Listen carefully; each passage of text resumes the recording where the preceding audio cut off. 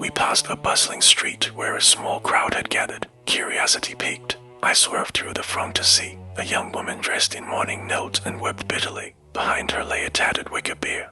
Her father's corpse bound within, bare feet protruding, shoes long lost. On her white shroud the black heritage read, "To sell one's body to bury one's father." "Ah," I exclaimed, "to bury one's father by selling oneself. Tell me, what price does this lady set?" Every onlooker glared at me. I realized too late I still wore my breeches, and doublet women's clothing would have been more discreet, and I shrank back. Aurora tugged my sleeve. She always feared I would land in trouble, yet despite my daily wanderings once intercepting a runaway stallion, twice repelling scoundrels, thrice reuniting lost children with their families, and 4 or 5 times chasing petty thieves, I was no meddler for sport. I edged behind the bier and knelt, plucking a reed from the wicker. Gently, I prodded the cold foot encased within. "Fraud, fraud!" At last, the corpse shuddered, then writhed furiously. Bystanders screamed as the bundle quivered violently. A voice rang out.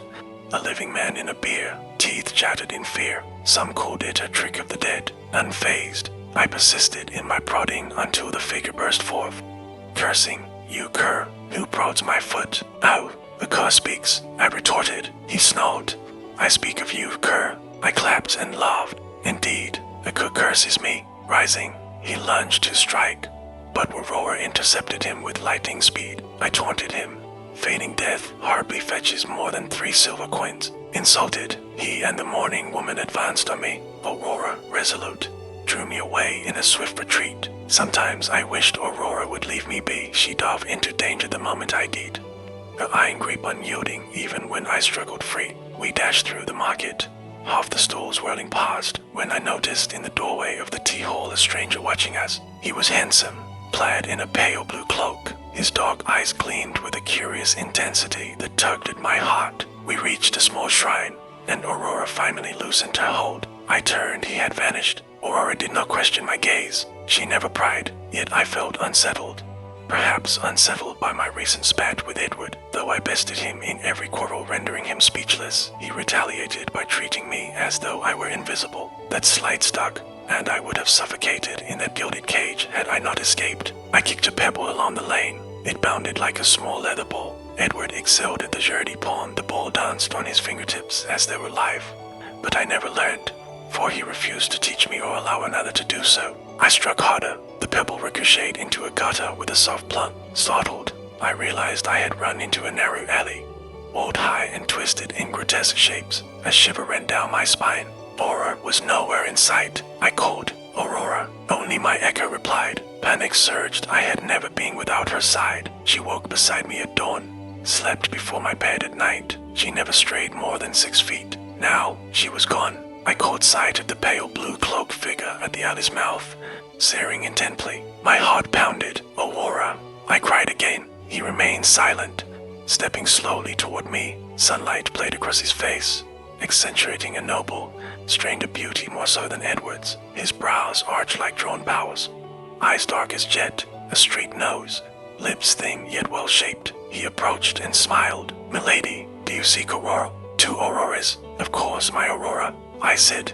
"My lady wears yellow like a small goldfinch." He answered calmly.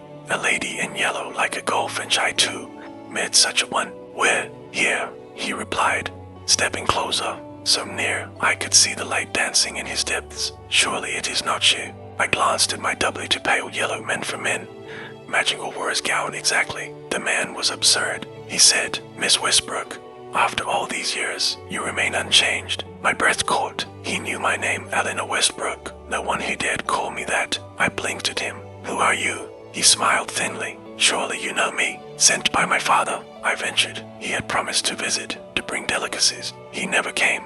He only asked, "Do you wish to return home?" Suddenly I yearned for home. I dreamt of it every night. I asked, "Sent by my oldest brother." He smiled and asked, "You have more than one brother?" "I have 5. The youngest dotes on me." He wept when I departed, thrashing his whip across the desert, sending anger and grief. But this stranger knew none of them. Disappointed, I asked, "How do you know my name?" He replied, "You told me once." I have never met you." His oddity convinced me he was no rogue. Common feigned normalcy, not eccentricity. It betrays them. I tilted my head, observing, "Who are you?" He bowed. I am Sir Caelan Kinsworth. He offered no more, as though his name sufficed. I had never heard of him. I must find Aurora. He said, I have searched for you these 3 years. Would you not say a few words? A chill went through me. Why seek me? Why 3 years? Did I wrong you then? He smiled truthfully. 3 years passed. You left in anger. I have searched since, until this day, but you did not recognize me.